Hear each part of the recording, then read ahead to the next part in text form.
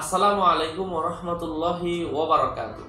সম্মানিত ভাই ও বন্ধুরা, আজকে আমরা আলোচনা করব স্বপ্নে হাতি দেখলে কি হয়।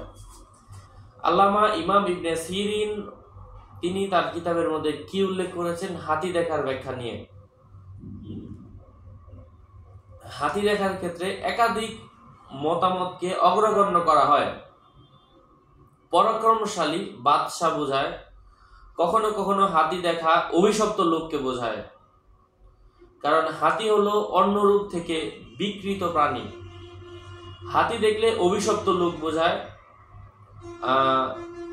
পরাক্রমশালী শক্তিশালী বাদশা বোঝায়। কখনো কখনো হাতির মাধ্যমে আগের যুগের বাদশারা লড়াই করত। বাদশা আব্রাহাম সে কাবা শরীফ ভেঙে ফেলতে চেয়েছিল, হাতির উপর সৈন্যবাহিনী প্রেরণ করে। এই বিষয়ে লম্বা কিছু ঘটনা এসেছে, সেখান থেকে আল্লাহ তাআলা সূরাতুল ফিল নাজিল করেছেন। এই বিষয়গুলো নিয়ে আমি ব্যাখ্যা আলোচনা করব। তার আগে ছোট্ট করে বলে দিচ্ছি, আমার নাম লিখে আপনি ফেসবুকে সার্চ করতে যাবেন না, কারণ সার্চ করলে হাজারো মানুষের আইডি আসবে। আমার নাম আর ছবি থাকলে ওইটা আমি না। ভেরিফাইড চ্যানেলে ভিডিও ডিসক্রিপশন বক্সে ক্লিক করলে পেজ আর আইডি আসবে। কোনো ইমো নেই, হোয়াটসঅ্যাপ নেই। যাই হোক, এক ব্যক্তি ইমাম ইবনে সিরিনের কাছে এসে বলল, আমি স্বপ্নে দেখেছি আমি হাতির উপর আরোহণ করেছি। ইমাম ইবনে সিরিন বললেন, এর অর্থ হচ্ছে এতে তোমার কোনো উপকার নাই, কোনো অপকার নাই, মানে কোনো লাভও নাই, লসও নাই। এই স্বপ্ন যদি কেউ দেখে তাহলে তার লাভ লস নাই।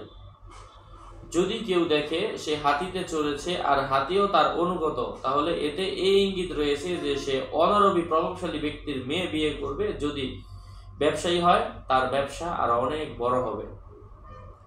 যদি স্বপ্নে তার নিজের স্ত্রীকে হাতিতে উঠতে দেখে, তাহলে এতে এই ইঙ্গিত রয়েছে যে সে তার স্ত্রীকে তালাক দেবে এবং মারাত্মক টেনশনে পতিত হবে।